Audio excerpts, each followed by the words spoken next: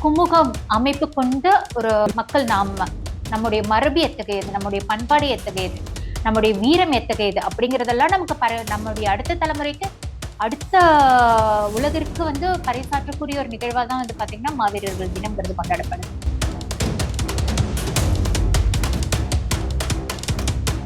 தமிழ்நாட்டுல இருக்கக்கூடிய பின்னடைவு என்ன அப்படின்னா, நீங்க சொல்ற மாதிரி படத்துல யாராவது பாவம் பார்த்து ஒரு கேரக்டர் வடிவம் கொடுத்து எடுத்துட்டு வந்தாங்க அப்படின்னா தான், இந்த மாதிரி ஆட்கள்லாம் இருந்திருக்காங்க போல இருக்கு அப்படின்னு அதுக்கப்புறம் தேடக்கூடிய ஒரு நிலையில தமிழக மக்கள் தள்ளப்பட்டதன் விளைவு என்னன்னா, இந்த மாதிரியான எந்த ஒரு நிகழ்வுகளையும் செஞ்சு வரலாறுகளை கடத்துவதற்குண்டான முயற்சி தமிழ்நாட்டில் இருக்கக்கூடிய தலைமைகள் எடுக்கிறது இல்லைங்கிறது மிகப்பெரிய ஒரு சாபக்கேடாதான் இருக்கு.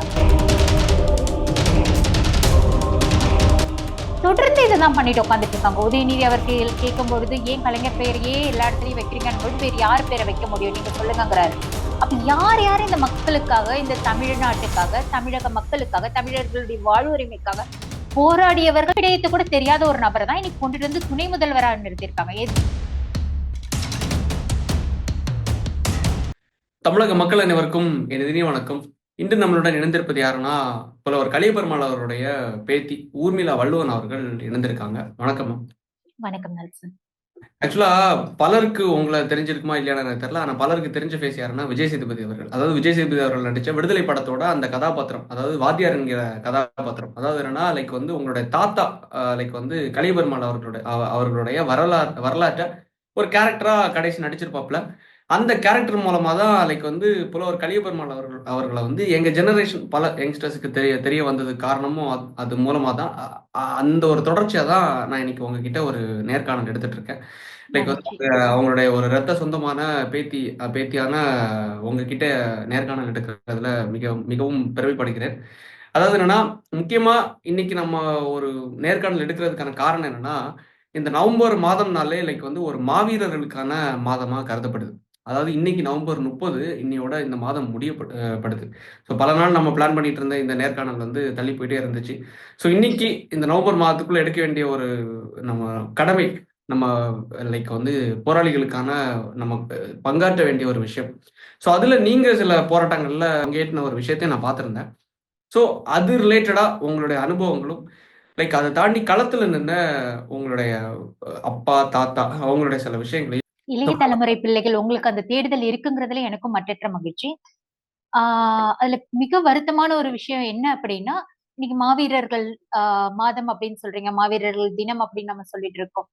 ஆனா மாவீரர்கள் தினம், மாவீரர்கள் மாதமாக எதற்கு கொண்டாடப்படுது அப்படின்னா, நம்முடைய இன போராளிகளாக மட்டும் அவர்கள் அல்லாமல், கிட்டத்தட்ட நம்மளுடைய வழிபாட்டு முறைங்கிறதே எப்படி, தமிழர்களுடைய வழிபாட்டு முறைங்கிறதே எப்படி வரும் அப்படின்னா, நடுக்கல் வழிபாட்டு முறைதான் நம்முடையது அப்படிங்கிறது. என்னன்னா இறந்தவர்களை வழிபடக்கூடிய ஒரு முறையை கொண்டவர்கள் தான் பாத்தீங்கன்னா தமிழர்கள்.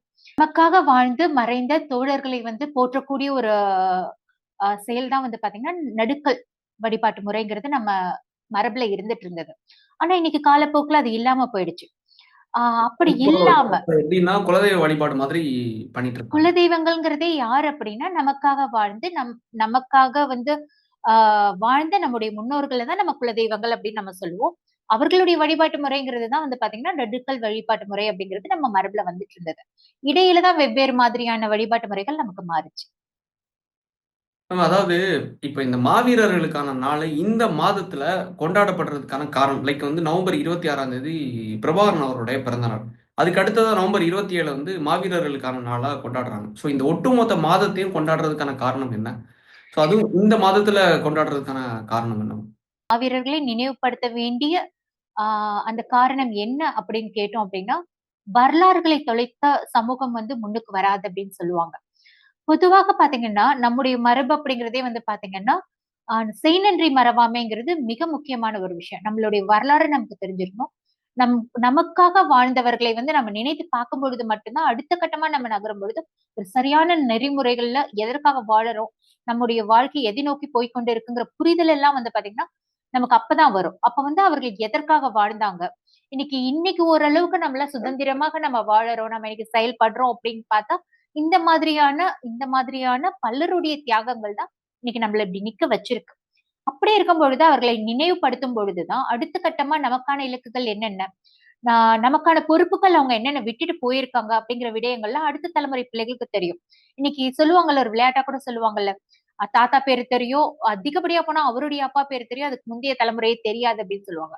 அப்படி இல்லாம அந்த வரலாறுகளை கடத்துவதற்கான ஒரு ஒரு வழிமுறையா தான் வந்து பாத்தீங்கன்னா இது இருக்குன்னு நான் பாக்குறேன். துரதிருஷ்டவசமா வந்து பாத்தீங்கன்னா, இப்ப நீங்க அறிமுகப்படுத்தும் போது கூட சொன்னீங்க, பலருக்கு வந்து புலவர தெரியாது அப்படின்னு சொன்னீங்க. இது வந்து அவர்கள் இது எவ்வளவு முக்கியமான ஒரு நாள் அப்படின்னு நீங்க கேட்டதுக்கு ஒரு விடையா இருக்கும். அவர்கள் இப்படி ஒரு தினத்தை கடத்தி எதனாலனா அதாவது என்னன்னா லைக் எங்களுக்கே லைக் வந்து எங்களுக்கேனா நான் எப்படி சொல்றேன்னா எங்க ஜெனரேஷன் பல யங்ஸ்டர்ஸ்க்கு அடுத்த ஜெனரேஷனா லைக் வந்து வரக்கூடிய யங்ஸ்டர்ஸ்க்கே லைக் வந்து இந்த படத்து மூலமா தான் எங்களுக்கு வந்து கடத்தப்பட்ட ஒரு வரலாறு லைக் போல ஒரு கலியபெருமாள் அவருடைய வரலாறு. ஸோ அதுக்கு அடுத்ததா பார்க்கும்போது என்னன்னா லைக் வேல்முருகன் அவர்களுடைய போராட்டம் லைக் 27ஆம் தேதி நடந்துச்சுன்னு நினைக்கிறேன்.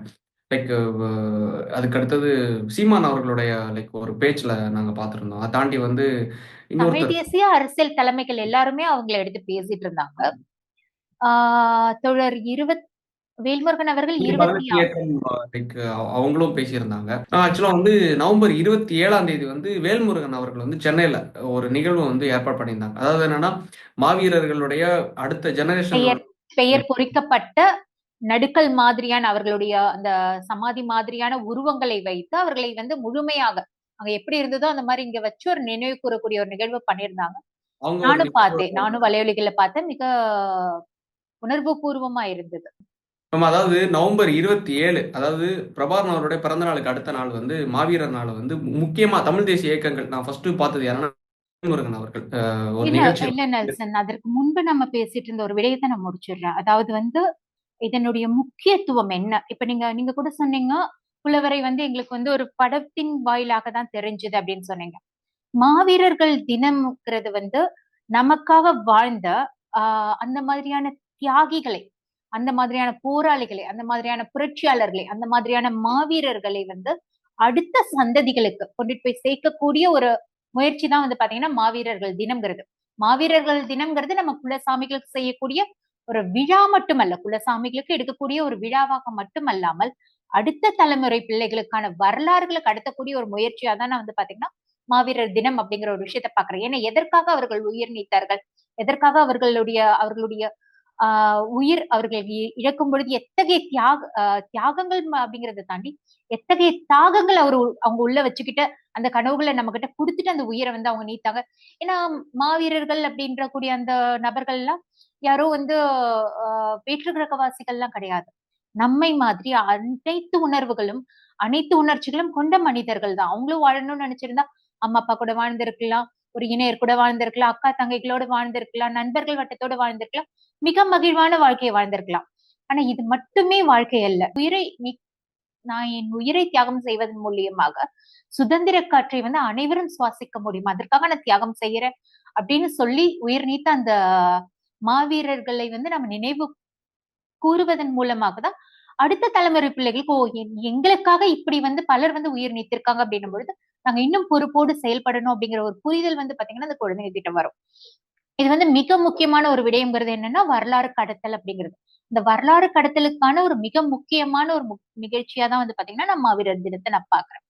கூடுதலா வந்து பாத்தீங்கன்னா இங்க தமிழ்நாட்டுல இருக்கக்கூடிய பின்னடைவு என்ன அப்படின்னா, நீங்க சொல்ற மாதிரி படத்துல யாராவது பாவம் பார்த்து ஒரு கேரக்டருக்கு வடிவம் கொடுத்து எடுத்துட்டு வந்தாங்க அப்படின்னா தான், ஓ இந்த மாதிரி ஆட்கள்லாம் இருந்திருக்காங்க போல இருக்கு அப்படின்னு அதுக்கப்புறம் தேடக்கூடிய ஒரு நிலையில வந்து தமிழக மக்கள் தள்ளப்பட்டதன் விளைவு என்னன்னா, இந்த மாதிரியான எந்த ஒரு நிகழ்வுகளையும் செஞ்சு வரலாறுகளை கடத்துவதற்குண்டான முயற்சி வந்து தமிழ்நாட்டுல இருக்கக்கூடிய தலைமைகள் எடுக்கிறது இல்லைங்கிறது மிகப்பெரிய ஒரு சாபக்கேடாதான் இருக்கு. 6ஆம் தேதி தோழர் பிரபாகரன் அவர்களுடைய பிறந்த நாள் அன்று தோழர் வேல்முருகன் வந்து அத்தகைய முயற்சி அவர் ஒண்ணு எடுத்திருந்தாரு. உண்மையாவே பாராட்டுதலுக்கு உரிய ஒரு நிகழ்வு. ஏன்னா இந்த குமுகத்திற்காக வாழ்ந்து போராடி களத்துல நின்று போராட்ட களத்துல நின்று போராடி சிறைவாசம் சென்ற பல புரட்சியாளர்களை வந்து அழைச்சு அவங்க குடும்ப இணையர்களையும் சரி இல்ல அவங்க குடும்ப உறவுகளையும் சரி அழைச்சு வந்து பாத்தீங்கன்னா ஒரு அங்கீகாரத்தை அவர் கொடுத்திருந்தாரு. இது ஏன் முக்கியமான ஒரு நிகழ்வு அப்படின்னு நான் பாக்குறேன்னா, எதற்காக இவர்கள் இப்படி செய்தாங்க, என்ன மாதிரியான தியாகங்களை இவங்க செஞ்சாங்க அப்படிங்கறத வந்து நம்ம கடத்தாததனுடைய விளைவு அடுத்த தலைமுறை பிள்ளைகளுக்கு கூட அவர்களுடைய வரலாறுங்கிறது தெரியறது இல்ல. இன்னைக்கு பெருவாரியா எல்லா தலைவர்களும் எல்லா தலைமைகளும் பேசக்கூடிய ஒரு விடயம் என்னன்னா, மக்களுக்கு வந்து நல்ல தலைவர்களை இடம் காண தெரியல. மக்கள் வந்து இவங்க பின்னாடி போறாங்க, அவங்க பின்னாடி போறாங்க அப்படின்னு சொல்லிட்டு மக்களையே நம்ம பேசிட்டு இருக்கோம் ஒழிய, எத்தனை எத்தனை தியாகிகளையும், எத்தனை வீரர்களையும், எத்தனை வந்து போராட்ட களத்துல நின்னவர்களையும் நாம வந்து இந்த ஆஹ் சமூகத்துக்கு குமுகத்துக்கு நம்ம அறிமுகப்படுத்தியிருக்கோங்கிற ஒரு கேள்வி நமக்குள்ள எழதான் செய்யுது. நம்ம யாரையுமே கொண்டுட்டு வந்து சேர்க்கல. இவங்கெல்லாம் போராடினவங்களோடய இவங்கெல்லாம் மக்கள் கிட்ட போய் சேர்ந்தாங்கன்னா இல்ல. இது மிகப்பெரிய பின்னடைவு. யாரு நமக்கானவங்கன்னு தெரியாத ஒரு மக்கள் கிட்ட போய் நீங்க என்னெல்லாம் ஏத்துக்கணும்னு நினைக்கிறது வந்து பாத்தீங்கன்னா ஒரு சரியான ஒரு விடயம் இல்ல. ஆனா அதெல்லாம் உடைக்கிற மாதிரி அவர்கள் எல்லாம் கூப்பிட்டு அங்கீகரிச்சு அவர்களை கௌரவித்ததன் மூலியமாக 2 விடயங்கள் எனக்கு நடந்தது. ஒண்ணு வந்து வரலாறு கடத்துவதற்கான ஒரு முயற்சியா நான் அதை பாக்குறேன். இன்னொன்று சொல்லணும்னா கொடுமைகளையும் அளவுக்கு அதிகமான நெருக்கடிகளையும் சந்தித்த அந்த குடும்பமும் சரி, அடுத்த கட்ட தலைமுறை அந்த குடும்பத்திலிருந்து வந்த அடுத்த கட்ட தலைமுறை பிள்ளைகள் வந்து பாத்தீங்கன்னா சமூகத்தால ஏதோ ஒரு வகையில வந்து புறக்கணிக்கப்பட்டிருப்பாங்க, ஏதோ ஒரு நெருக்கடிகளை உள்ளாயிருப்பாங்க. அப்படியெல்லாம் இல்லாம என்னுடைய தந்தை, என்னுடைய அண்ணன் ஒரு புரட்சியாளர் இவ்வளவு செஞ்சிருக்காங்க அப்படின்னு அந்த குழந்தைங்க வந்து மார்த்தட்டி மிக மகிழ்வாக அடுத்த தலைமுறை பிள்ளைங்க வந்து பேசக்கூடிய ஒரு வாய்ப்பை வந்து தொடர் வேல்முருகன் செஞ்சிருக்காருங்கிறது தான் நான் இந்த நிகழ்ச்சியின் மூலியமா பார்த்தேன். நான் இந்த நேர்காணலின் மூலியமாக அவருக்கு என்னுடைய வாழ்த்துக்களை தெரிவிச்சுக்கிறேன். மேம் இதுல எனக்கு ஒரு சந்தேகம் எழுதுறது என்னன்னா, லைக் நீங்க ஒரு விஷயம் குறிப்பிட்டீங்க. அதாவது என்னன்னா, ரொம்ப கஷ்டப்பட்டு, துயரப்பட்டு தமிழ் தேசியத்துக்கான தந்தையா நம்ம அறியப்படலாம். லைக் வந்து யாருன்னா, லைக் கலியபெருமாள் அவர்கள. தோழர் கலியபெருமாள் அவர்கள. லைக் அந்த தருணத்துல இருக்கும்போது ஏன்னா வந்து தூக்கு தண்டனையா, லைக் வந்து விடுதலையான்னு கேட்கும்போது, அந்த விடுதலைய லைக் வந்து தட்டி தள்ளிட்டு தூக்கு தண்டனை ஏத்தி, ஆனா மக்களுக்காக உண்மையா களத்துல நின்னு போராடினவங்க வந்து லைக் அந்த தண்டனை ஏத்துக்கிட்டவர். ஸோ அதையும் நான் பல தருணங்கள்ல பார்த்திருக்கேன். அந்த அளவுக்கு தமிழ் தேசியத்தின் தந்தையா செயல்பட்டவர, இங்க அங்கீகரிக்காத ஒரு காரணத்தினால தான் இங்க பெரிய லெவல்ல யாருக்கும் தெரியப்படல. ஸோ அப்படி இருக்கிற சிச்சுவேஷன்ல லைக் வந்து பல தலைவர்கள் லைக் வந்து பிரபாகரன் அவர்களா இருந்தாலும் சரி, பல முக்கிய தமிழ் தேசிய தலைவர்கள் வந்து தலைவர்களால லைக் வந்து மிகப்பெரிய ஒரு இன்ஸ்பிரேஷனா பார்க்கப்பட்ட நபர் வந்து யாருன்னா தோழர் கலியபெருமாள் அவர்கள். ஆனா அவரோட ஒரு சிறப்ப வந்து போற்றுறது மூலமா லைக் யார் பண்றாருன்னா, லைக் தமிழ் தேசிய தலைவர்கள் நெறைய பண்றாங்க. லைக் வந்து மே 18 இயக்கத்தை சார்ந்த லைக் திருமுருகன் காந்தி தோழர் மே 18 இயக்கத்தை சார்ந்த தோழமைகள் பண்றாங்க. திருமுருகன் அத தாண்டி வந்து லைக் நீங்க சொன்ன மாரி வேல்முருகன் அவர்கள். ஆனா இவங்க எல்லாருமே என்னன்னா ஒரு சீமான் அவர்கள் சீமான் அவர்கள் அதற்கான தோழமைகள் 27ஆம் தேதி மாநாடு நடத்தியிருந்தாங்க. அதுலயும் குறிப்பிட்டிருந்தாங்க. இவர்கள் எல்லாம் கூட ஒரு அமைப்பினுடைய தலைவர்களாகவோ இல்ல ஒரு கட்சியினுடைய தலைவர்களாகவோ இருக்காங்க. ஆனா எனக்கு மிக வியப்பு என்னன்னா கடந்த ஆண்டு வந்து பாத்தீங்கன்னா பிளருடைய 100ஆண்டு விழா யாரெல்லாம் எடுத்தாங்கன்னு பாத்தீங்கன்னா தமிழ் தேசிய கூட்டமைப்புன்னு சொல்லிட்டு பொருளாதாரத்துல பின்தங்கிய பல தோழமைகள் அவர்களது சக்திக்கு உட்பட்டுங்கிறத விட சக்திக்கு மீறி ஒவ்வொரு பகுதிகளையும் எடுக்க முயற்சித்தாங்க. மிக சிறப்பாவும் எடுத்திருந்தாங்க. அந்த உணர்வுகள் வந்து பாத்தீங்கன்னா அந்த உணர்வுகள் தான் இன்னும் இவங்களை எல்லாம் கடத்திட்டு வந்துட்டு இருக்கு. ஆனா அதை தாண்டி அங்கீகாரமா நான் இன்னைக்கு என்ன பாக்குறேன் அப்படின்னா உங்களை மாதிரியான இளைய தலைமுறை பிள்ளைங்க வந்து இன்னைக்கு அவரை பற்றிய தேடுதலா இருக்கட்டும், அவர்களை பற்றி பேசக்கூடிய விடயங்களா இருக்கட்டும், இப்ப நீங்க செய்யக்கூடிய விடயங்கள் தான் வந்து பாத்தீங்கன்னா அவர்களுக்கான அங்கீகாரங்களா நம்ம எடுத்துக்க வேண்டியிருக்கு. ஒருத்தங்களுடைய செயல்களும் வந்து லைக் அவங்கள அடுத்த தலைமுறைகளுக்கு கடத்தக்கூடிய ஒரு விஷயம் வந்து மிக சிறப்பான ஒரு விஷயம். ஆனா நீங்க நம்ம அவங்களுடைய ஒரு வம்சாவளியா வரக்கூடிய நீங்க, ரத்த சொந்தமா வரக்கூடிய நீங்க, அதை தாண்டி வந்து எல்லா தமிழ் தேசிய தலைவர்களுடைய வாரிசுகள், அதை தாண்டி வந்து மாவீரர்கள் நாள்ல எல்லாரும் விரும்புற ஒரு விஷயம் என்னன்னா, அத வந்து இன்னும் அடுத்த தலைமுறைகளுக்கு கடத்தி செல்லணும். ஏன்னா வந்து இன்னைக்கு இந்த தலைமுறை வந்து இந்த அளவுக்கு பீஸ்ஃபுல்லா ஒரு கவர்மெண்ட்ட அமைச்சு, ஒரு மாநில தன்னாட்சியோடு ஒரு அரசாங்கத்த நிறுவுற அளவுக்கு வந்திருக்காங்கன்னா, அதுக்காக போராடினவங்க பல பல தலைவர்கள் இருக்காங்க. ஸோ அத கடத்தி செல்லணும் அப்படிங்கிறது தான் எல்லாருடைய விருப்பம். ஸோ அப்படி இருக்கும்போது லைக் அதுக்கு நேர் எதிராப்பட்ட ஒரு கட்சிக்கு கூட கூட்டணி இருக்கும்போது, அது எப்படி மேம் அது வந்து செயலாக்குவாங்க அப்படிங்கிற மாரி எனக்கு ஒரு கேள்விக்குறியா இருக்கு. காரணம் நான் முக்கிய கேள்விக்குறி நான் எதனால சொல்றேன்னா, நீங்க யார குறிப்பிடுறீங்கன்னு முதல்ல சொல்லிடுங்க. திமுக அரசாங்கத்துக்கு கூட கூட்டணியில இருந்துட்டு, லைக் வேல்முருகன் அவர்கள் வந்து இத முன்னெடுக்கும்போது, அது எப்படி நான் ஒரு உதாரணமா எப்படி நான் பார்க்குறேன்னா, லைக் வந்து திருமாவளவன் அவர்கள் வந்து திமுக கூட கூட்டணியில இருக்காரு. கூட்டணியில இருக்கிறவங்க மது ஒழிப்பு மாநாடுன்னு ஒரு மாநாட நடத்தினார். ஸோ அப்போ எனக்கு என்ன சந்தேகம் என்னன்னா, சாராய ஆலைய காய்ச்சிட்டு இருக்கிறவங்களுடைய கம்பெனிலே வேலை பார்த்துட்டு, ஓனருக்கு எதிரா நீங்க வந்து ஒரு மாநாட இந்த ஒழிப்பு மாநாட நீங்க நடத்துனீங்கன்னா, அது எந்த அளவுக்கு சாத்தியமா இருக்கும்ங்கிற ஒரு விஷயம் இருக்குல்ல. அதே மாரி தான் 2009ல வந்து அந்த போராட்டம் நடந்துட்டு இருக்கும்போது, இங்க வந்து லைக் மெரினா கடற்கரையில தன்னோட 2 துணைவியாரோடும், 2 ஏர் கூலர் வசதியுடனும் அமைதிகரமான ஒரு ஒரு போராட்டத்த நடத்தினாரு கருணாநிதி அவர்கள். ஸோ அந்த போராட்டத்தை நடத்தின மூலமா உங்களுக்கே தெரியும் அது எந்த அளவுக்கு ஒரு துரோகத்தை அவங்க செஞ்சாங்க அப்படி. ஸோ அந்த போராளிகளுக்கு நடந்த ஒரு துரோகம். அந்த கட்சிக்கு கூட கூட்டணி இருந்துட்டு இது சாத்தியமாங்கிற ஒரு கேள்வி இருக்குல்ல. கூட்டணி இல்லாமல் இவர்கள் இந்த அளவுக்கு இந்த இடத்திற்கு வந்து நின்னிருக்க முடியுமாங்கிற ஒரு கேள்வி அதுதான் செய்யுது. 2வது எடுத்த உடனே இவர்கள்லாம் கூட்டணிக்கு போகல. இவர்கள் வந்து கூட்டணியில தான் இருக்காங்களே ஒழிய அந்த கட்சியுடன் கூட்டுல இல்ல. நம்ம ஒரு விஷயத்த மிக தெளிவா புரிஞ்சுக்க வேண்டியிருக்கு. தொடர் வேல்முருகன் அவர்கள் திமுகவுடன் கூட்டணியில இருக்காருங்கிறதுல மாறுபட்ட கருத்து இல்ல. ஆனா கூட்டாக இருத்தல்ங்கிறது வேறு. கூட்டணியில் இருந்தாலும் அவர் வந்து பல விடயங்கள்ல வந்து பிராணியோட பேசிட்டு இருக்காரு அப்படிங்கறத தான் பல நிகழ்வுகள்ல நம்ம பார்த்துட்டு இருக்கோம். நம்ம வந்து உள்வாங்கிக்கிட்டு இருக்கோம் அப்படிங்கிற ஒரு விஷயமும் இருக்கு. எல்லாத்துக்கும் மேல நமக்கு தெரியாத நம்முடைய எதிரிகளை வந்து பாத்தீங்கன்னா, நம்ம விரல் நீட்டி அவர்களுடைய தவறுகளை சுட்டிக்காட்டுதல்ங்கிறது மிக இயல்பான ஒரு விஷயம் தான். இத ஒத்துக்கிறீங்க இல்லையா? அதுல மாறுபட்ட கருத்து யாருக்கும் இருக்காதுன்னு நான் நினைக்கிறேன். எதிரிகளை நம்ம வந்து விமர்சிக்கிறதோ, இல்ல எதிரிகளை வந்து கை நீட்டி பேசி அவர்களுடைய தவறுகளை சுட்டிக்காட்டுதல்ங்கிறது மிக இயல்பான விஷயம். ஆனா ஒரு நட்பு வட்டங்கள்ல இருக்கக்கூடிய, கூட்டணியில் இருக்கக்கூடிய அந்த சூழல்ல கூட, அவர்கள் செய்யக்கூடிய தவறுகளையும் சரி, அவர்கள் கிட்ட இருக்கக்கூடிய பிழைகளையும் சரி, மிக திராணியோடு அவர் ஒவ்வொரு இடங்கள்லயும் பேசிட்டு இருக்காரு. இத நம்ம உள்வாங்கிட்டு தான் இருக்க வேண்டியிருக்கு. இவர் இன்னும் அந்த இடத்துல இருக்காருன்னா, விருப்பத்தின் அடிப்படையில இருக்காருன்னு சொல்லி நான் பார்க்கல. அங்க இருக்கக்கூடிய சூழல வந்து நம்ம தான் அவருக்கு குடுத்திருக்கோம் அப்படின்னு தான் எனக்கு தோணுது. ஏன்னா, அங்கிருந்து அவங்க வந்திருந்தாங்க அப்படின்னா, இன்னைக்கு மிகப்பெரிய அளவுல ஒரு நெறைய தோழமைகள கூப்ட்டு அவர் சில விடயங்கள செஞ்சாரு அப்படின்னா, அதற்கு மிக முக்கியமான காரணம் அவர்கிட்ட இன்னைக்கு இருக்கக்கூடிய அதிகாரம்ங்கிற ஒரு விடயம் தான். அப்படி நாம பார்க்கும் பொழுது, அந்த அதிகாரம் கூட அற்ற நிலையில அவர் தனித்தெல்லாம் நிக்காமல்ல. அவர் தனித்து நின்னாரு. டெபாசிட் கூட வாங்க முடியாத சூழல்ல தான் இன்னைக்கு மக்கள் கொண்டுட்டு போயிட்டு இருக்காங்க. ஏன்னா, நமக்காக வாழ்ந்த தலைவர்கள் யாரு, என்ன, ஏதுன்னு இனம் காணக்கூடிய ஒரு சூழல்ல மக்களுடைய மனநிலை இல்ல. எவ்வளவு ஓட்டுக்கு குடுப்பாங்க அப்படிங்கிற ஒரு ஒரு அறியாமை இருக்கு. இல்லன்னா நமக்கானவங்க அப்படிங்கிறத தாண்டி, நமக்கு புடிச்சவங்க யாரோ ஒருத்தவங்க சொல்றாங்கங்கிறதுக்காக ஓட்டு செலுத்த வேண்டிய ஒரு சூழல்ல மக்கள் இருக்காங்க.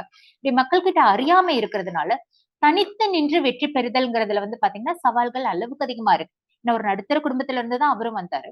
பல போராட்டங்களுக்கு மத்தியில அவர் நின்னு இருக்காரு, செஞ்சிருக்காரு அப்படிங்கிற ஒரு விடயத்த தான் நான் பார்க்கிறேன்.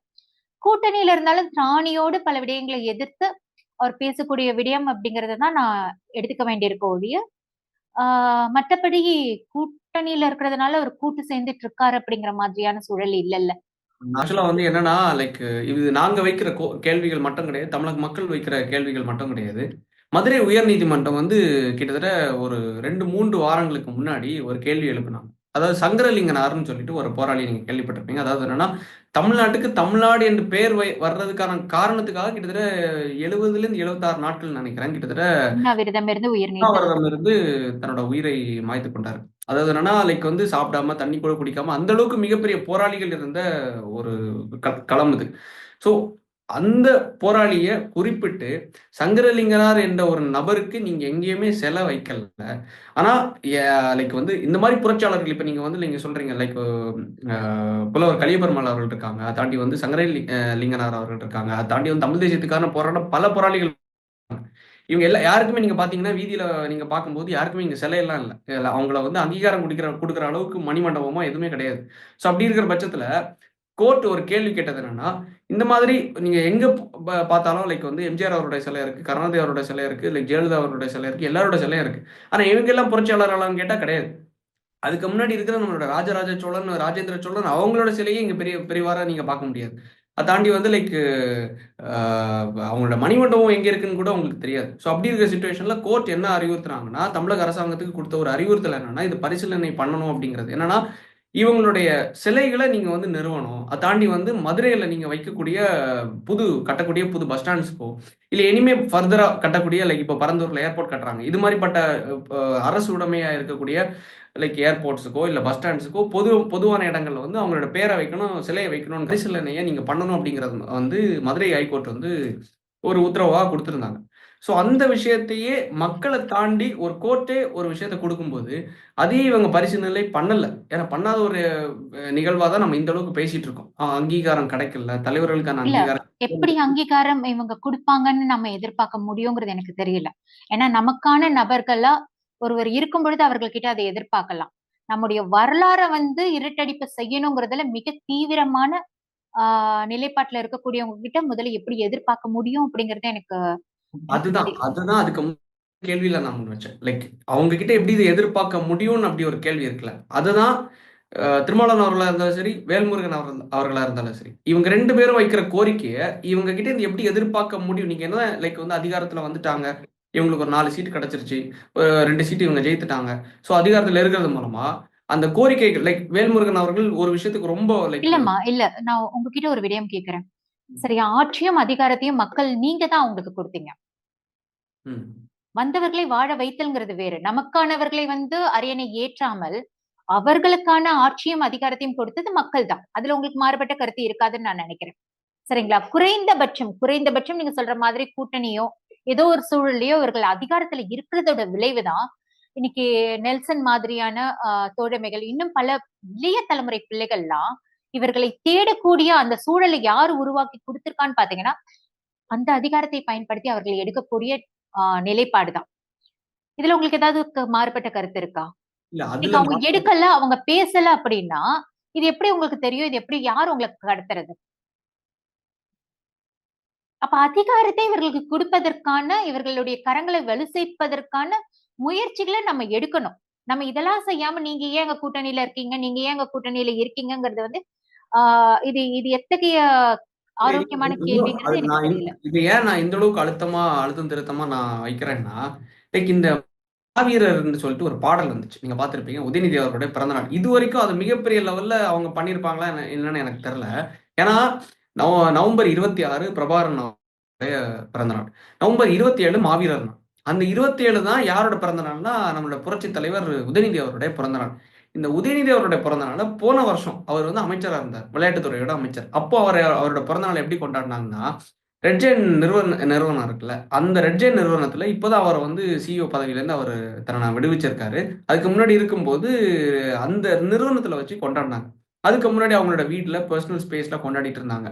ஆனா இன்னைக்கு அமைச்சரா இருக்கும்போதும் அவங்க அந்த அளவுக்கு கொண்டாடல. ஆனா துணை முதலமைச்சரா வந்ததுக்கு அப்புறம் அந்த மாவீரர் நாள்ல அதாவது என்னன்னா புரட்சிகரமா லைக் வந்து அந்த அந்த காலகட்டத்துல எப்படி இருந்திருக்கும்? குதிரையில போய் போர் செஞ்சு எல்லாத்தையும் வீழ்த்தி அது ஒரு அதிகாரத்தை கைப்பற்ற ஒரு நிகழ்வு எல்லாம் நடந்திருக்கும் நம்ம தமிழ்நாட்டுல.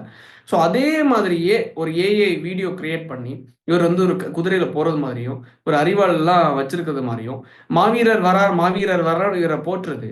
ஸோ அப்போ மாவீரர் நாளையே இவங்க கொச்சப்படுத்தி மக்கள் கிட்ட கொண்டு போய் சேர்க்க கூடாதுங்கிற ஒரு விஷயத்தை தானே இந்த திமுக கட்சி பண்றாங்க. வேல்முருகன் அவர்கள் அன்னைக்கு அந்த நிகழ்வை எடுக்கிறார். ஸோ இல்லம்மா, எத்தனை ஒரு நிமிஷம். அவங்க எடுத்த முயற்சி எதுவாக வேணா இருக்கட்டும். ம். அவங்க திமுக சார்பாக எடுக்கப்பட்ட முயற்சி எதுவாக வேணா இருக்கட்டும். ஆனா இது வன்மையாக கண்டிக்கத்தக்கதுன்னு தான் நான் சொல்லுவேன். வந்து நான் மாவீரர்களை கொச்சி அவங்க என்ன நோக்கத்துல வேணா செஞ்சிருக்கட்டும். ஆனா என்னை பொறுத்த மட்டில் வந்து பாத்தீங்கன்னா இது மிக கண்டிக்க வேண்டிய ஒரு விடயம். 1000 தான் இருந்தாலும் ஒரு துணை முதல்வரை வந்து பாத்தீங்கன்னா ஒரு கோமாளி மாதிரி பண்ணிருக்க வேண்டாம்னு தான் நான் சொல்லுவேன். அன்பில் மகேஷ் அவர்களுக்கு என்ன அவ்வளவு வன்மம்னு தெரியல உதயநிதி அவர்கள் மீது. எனக்கு 1000 மாறுபட்ட யார கருத்து. பண்ணிருக்காங்கன்னா உதயநிதி அவர்களை கோமாளியா பண்ணல. நம்மளுக்காக ரத்த சிந்தின மாவீரர்களை கோமாளியா காட்டுறது மாதிரி அதை காணிக்காம இவங்களை மாவீரரா காணிச்சிருக்காங்க. அதத்தாம்மா நான் சொல்றேன். நீ எடுத்த முயற்சி என்னவாக வேண்டுமானாலும் இருக்கலாம். ஆனா அதனுடைய அவுட்புட் என்னன்னு ஒண்ணு இருக்குல்ல. அதனுடைய வெளிப்பாடு என்னன்னு ஒண்ணு இருக்குல்ல. இப்ப என்ன மாதிரியான உணர்வு பூர்வமான ஒரு நிகழ்வை கொண்டுட்டு வந்து நீங்க இந்த மாதிரி ஒரு மடைமாற்றம் செய்வதன் மூலியமாக உங்களுக்கான அந்த முகமூடியை நீங்களே வந்து கழட்டிட்டீங்கிறது தான் மக்களுக்கு தெரியக்கூடிய ஒரு விடயமா இருக்கு. நான் அப்படிதான் இதை பாக்குறேன். ஏன்னா சொல்லுவதற்கான வார்த்தைகளே இல்ல. அவ்வளவு ஒரு கீழ்த்தனமான ஒரு செயலை தான் அவங்க செஞ்சிட்டு இருக்காங்க. ஒரு இடத்துல கொண்டுட்டு வந்து நிறுத்தும் பொழுது மாவீரன்னா யாருன்னா களத்துல நின்னு செத்தவன் தான் மாவீரன். சரிதானே நான் கேக்குறது? இந்த நாளையும் அவங்க வந்து மிகப்பெரிய லெவல்ல தான் கொண்டாடுறாங்க. அதாவது என்னன்னா, இது வந்து துக்கம் அனுசரிக்கும் நாள்லாம் கிடையாது. இது வந்து மாவீரர்களுக்கான நாள போற்றக்கூடிய நாள். ஏன்னா அவங்க வந்து முதுக காட்டி லைக் வந்து ஓடல. ஓடும்போது அவங்கள வந்து கொல்லல. லைக் அம்புகுறியால கொல்லல.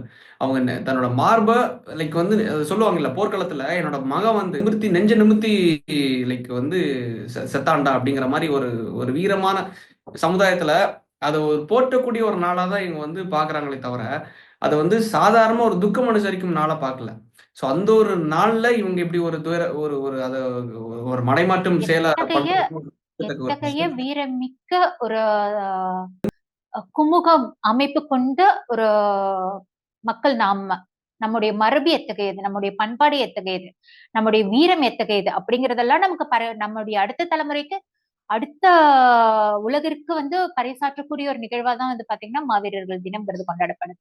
இவர்கள் ஏன் இப்படி செய்யறாங்க, இவர்கள் ஏன் இப்படி செய்யறாங்க அப்படின்னா, அவங்கவுங்களுக்கு என்ன தெரியுமோ, அவங்கவுங்களுக்கு என்ன புரியுமோ அதை தானே அவங்க செய்ய முடியும். ஆனா இவர்களை கொண்டுட்டு நிறுத்தினதுங்கிறது நம்ம நொந்துக்கணுமோ ஒழிய, சும்மா அவர்களையே குறை சொல்றதுல எந்த இது இருக்குன்னு எனக்கு புரியல. அதுல என்ன இருக்குங்கிறது எனக்கு புரியல. தகுதியற்றவர்களை கொண்டுட்டு நிறுத்தினது நம்ம தான் தலை குனியணும்.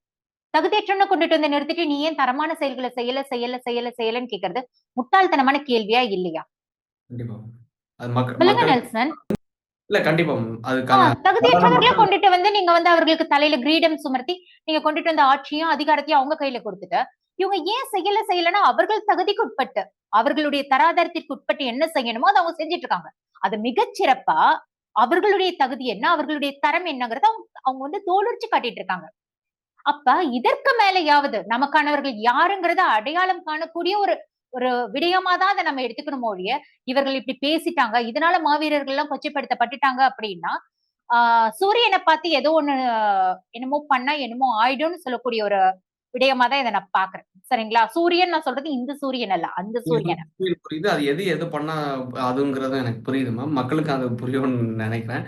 ஏன்னா அது இதை டிசர்வ் பண்ண வேண்டியது மக்கள், அனுபவிக்க வேண்டியது. ஏன்னா ஓட்டு போட்டாங்க, ஓட்டு போட்டதுக்காக அனுபவிச்சுட்டு இருக்காங்க. ஸோ வர்ற தேர்தலில் தான் அவங்களுக்கான அடுத்த வாக்குகளை யாருக்கு செலுத்தி அதுக்கான தகுந்த தலைவர்களை அவங்க தேர்ந்தெடுக்காங்கிறது அவங்களுடைய இல்ல, தலையெழுத்து. மக்களுக்காக மட்டும் அப்படின்னு நான் சொல்லிட்டு நம்ம ஒதுங்கி போயிட முடியாது நெல்சன். ஒவ்வொரு ஊடகத்துறையை சார்ந்தவர்களுக்கும் இந்த பங்களிப்புங்கிறது உண்டு. சரிங்களா? தமிழ் தேசியத்தை பேசக்கூடிய, தமிழை பேசக்கூடிய, தமிழ் தேசியம் தான் எங்களுடைய உயர்னு சொல்லக்கூடிய, தமிழர்களுடைய வாழ்வுரிமை தான் எங்களுக்கு முக்கியம்னு சொல்லக்கூடிய அத்தனை தலைமைகளுமே இதை எதிர்கொள்ளணும். இதை யோசிச்சு பார்க்கணும்னு தான் நான் சொல்லுவேன். ஏன்னா ஒவ்வொருத்தவங்களுமே ஒவ்வொரு கருத்தியல்ல முரண்பட்டுக்கிட்டு வெவ்வேறு விடயங்களை பேசிக்கிட்டு கிட்டத்தட்ட பிளவுபட்ட ஒரு சமூகமா இது இருக்கும் பொழுது, இது எத்தகைய இவங்க எவ்வளவுதான் பலம் குறைந்தவர்களாக இருந்தாலும், சிம்பிளா ஒண்ணு சொல்றேன், கூட்டணின்னு ஒண்ணு இல்லைன்னா திமுகவால இன்னைக்கு நிக்க முடியுமா? வாய்ப்பே இல்ல. அப்புறம் இது வரைக்கும் வரலாற்றே அப்படி கிடையாது. அப்புறம் கூட்டணியில இருப்பது நம்முடைய தவறு, நமக்கானவர்களை கூட்டாமல் இருப்பது நம்முடைய தவறு, நமக்கானவர்களை நம்ம ஒருங்கிணைக்காமல் இருப்பது நம்முடைய தவறு.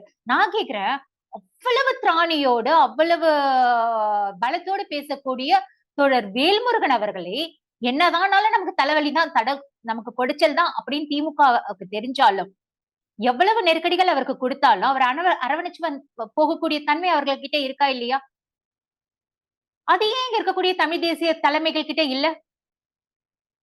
இவன் நமக்கானவன் இல்ல அப்படிங்கிற ஒரு புரிதல் அவர்கள் கிட்ட இருந்தாலும், ஆனா இவர்கள் சார்ந்து வரக்கூடிய வாக்கு நமக்கு வேணுங்கிறதுக்காக ஒருங்கிணைக்கிறாங்களா இல்லையா? அந்த பக்குவம் அவர்கள் கிட்ட இருக்கா இல்லையா? அந்த பக்குவம் ஏன் நம்மை சார்ந்தவர்கள் கிட்ட இல்ல? தமிழ் தேசியவாதிகள் கிட்ட இல்ல? தமிழ் தேசிய தலைமைகளை தமிழ் தேசியம் தான் தீர்வு அப்படின்னு பேசக்கூடிய தலைமைகள் கிட்ட ஏன் அந்த பக்குவம் இல்ல? அப்ப மக்களை மட்டுமே பேசிட்டு நம்ம இது நகர்ந்துட முடியாதுல்ல, நகரக்கூடாதுல்ல. பொறுப்புகள்ங்கிறது ஒவ்வொரு ஊடகவியலாளர்களுக்கும் உண்டு, ஒவ்வொருவருக்குமே உண்டு. நம்ம எல்லாருமே நம்மளுடைய பொறுப்புகளை தட்டி கழிக்கிறதுக்கு தான் இவங்க தவிர, அவங்க தவிர, அவங்க தவிர, இவங்க தவிரன்னு சொல்லிட்டு போயிட்டு இருக்கோம்.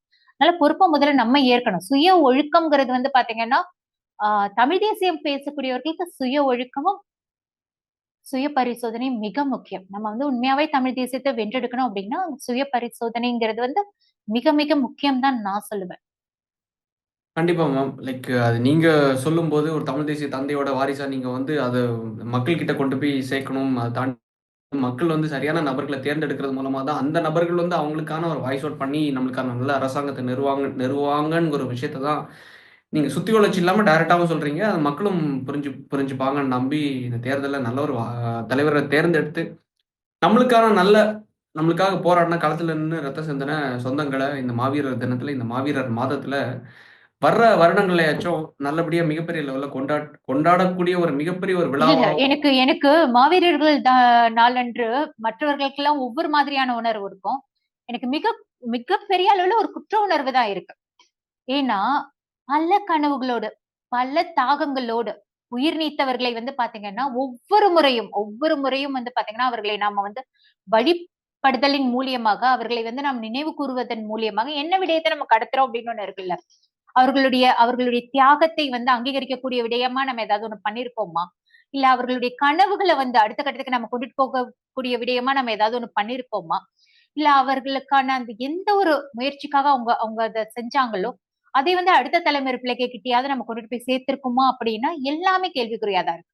ஒண்ணுமே இல்ல. அந்த நாள்ல ஒரு ஒரு பாடலை போட்டு உறுதியேற்போம். மொழியாகி எங்கள் மூச்சாகி நாளை முடிசூடும் தமிழ் மீது உறுதிங்கிறது அதனுடைய முதல் வாக்கியமா இருக்கும். அதாவது நாளை முடிசூடும் தமிழ் மீது உறுதின்னு சொல்லிட்டு இருந்த நாம இன்னைக்கு எங்கே தமிழ் எதிலே தமிழ்னு தேட வேண்டியிருக்கும். தேட வேண்டிய சூழல்ல நம்ம போயிட்டு இருக்கோம். இந்த சூழல்ல இருந்துகிட்டு நம்ம வந்து பல விஷயங்கள்ல வந்து பாத்தீங்கன்னா ரொம்ப ரொம்ப ஆழ்ந்து பரிசோதித்து பார்க்க வேண்டியிருக்கு. நிறைய விடயங்களை வந்து பாத்தீங்கன்னா நமக்கு நம்ம கிட்ட இருந்து முதல்ல களை எடுக்க வேண்டியிருக்கு.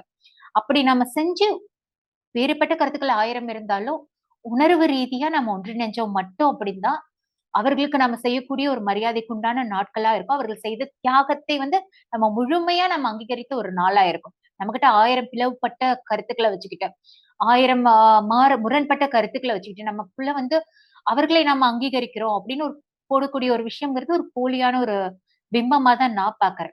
அப்படியெல்லாம் இல்லாம உண்மையானவர்களா எதற்காக அவர்கள் நமக்காக செஞ்சாங்க, எத்தகைய எத்தகைய அவங்களுக்கு எல்லாம் கனவு இருந்திருக்காதா? அவர்களுக்குள்ள ஒரு காதல் இருந்திருக்காதா? அவர்களுக்குள்ள ஒரு தாய்மை இருந்திருக்காதா? அவர்களுக்குள்ள வந்து ஒரு மகள் மீதான பாசம் இப்படி எல்லாம் இருந்திருக்காதா? எவ்வளவு எவ்வளவு சொல்ல முடியாத கொடுமைகள் எல்லாம் அவங்க ஏத்துக்கிட்டு இன்முகத்தோடு மகிழ்வோடு அவங்க தங்களையே வந்து பாத்தீங்கன்னா அர்ப்பணித்ததுங்கிறது எதற்காக? இப்படி அர்ப்பணிக்கப்பட்ட ஒரு மனிதர்களை நாம போற்றி நம்ம நம்ம அவங்கள வந்து கொண்டாடணும் அப்படின்னா குறைந்தபட்சம் நமக்குள்ள இருக்கக்கூடிய சில முரண்களையாவது தவிர்த்துட்டு நம்ம ஒன்றிணைய வேண்டிய கட்டாயத்துல நம்ம இருக்கோம்ல. யார்கிட்ட முரண் இல்ல? எனக்கு எங்க அப்பா மீது முரண் உண்டு, எனக்கு எங்க தாத்தா மீது முரண் உண்டு, எனக்கு நீங்க சொல்லக்கூடிய தோழர் பிரபாகரன் அவர்கள் மீது முரண் உண்டு, எனக்கு என் மீதே முரண் உண்டு, எனக்கு என்ன அப்படி எல்லாருக்குமே எல்லார் மீதும் முரண் இருக்கதான்ப்பா செய்யும். முரண்கிறது முக்கியம் அல்ல, நம்முடைய இலக்குங்கிறது தான் முக்கியம். இந்த இலக்கு முக்கியம் அப்படிங்கிற இந்த ஒற்றை புள்ளியில எல்லாரும் ஒருங்கிணையும் பொழுது மட்டும்தான் இங்க தமிழர்களுக்கான அந்த வாழ்வியலோ தமிழர்களுக்கான வாழ்ந்த அவர்களை வந்து அங்கீகரிக்கக்கூடிய ஒரு நிகழ்வுகளோ இந்த மாதிரியான விடயங்கள் எடுக்கும் பொழுது அது உண்மையான ஒரு நிகழ்வா இருக்கும்னு நான் நம்புறேன். பொறுத்திருந்து பார்க்கலாம். இன்னைக்கு மடைமாற்றம் செய்யக்கூடிய இந்த மாவீரர்களுக்கான இந்த நாள்ல எந்த அளவுக்கு இதை மடைமாற்றம் செய்யறாங்களோ வர்ற காலகட்டத்துல இந்த வர்ற வருஷத்துல இது மிகப்பெரிய ஒரு அரசு விழாவா கொண்டாடுவாங்க என்று நம்பி சரியான ஒரு அரசு நிறுவம், தமிழ் தேசியத்துக்காக ஒரு நல்ல ஒரு அரசு நிறுவப்படும். மக்கள் அது கொஞ்சம் திருந்தி நல்ல ஒரு அரசையும் தமிழ் தேசிய தலைவர்களும் அதுக்கான பிரதிபலிப்பையும் நல்ல ஒரு கூட்டாட்சியும் அமையும் என்று நம்பி இந்த ஒரு நல்ல ஒரு காணொலியை உங்களை நிறைவேறும். மாதிரியான அடுத்த தலைமுறை பிள்ளைகளுடைய தேடுதல்ங்கிறது வந்து மற்றற்ற மகிழ்ச்சியை தருது. இன்னும் பல விடயங்கள்ல நீங்க நகரணும், பல விடயங்களை பற்றி பேசணும், நம்முடைய வரலாறு என்னங்கிறது அடுத்த தலைமுறை உங்களுக்கு அடுத்து வரக்கூடிய தலைமுறைகளுக்கும் நீங்க கடத்தணும் அப்படிங்கறது வந்து நான் வேண்டி வணங்கி கேட்டுக்கிறேன். நன்றிப்பா. நன்றி. வணக்கம்.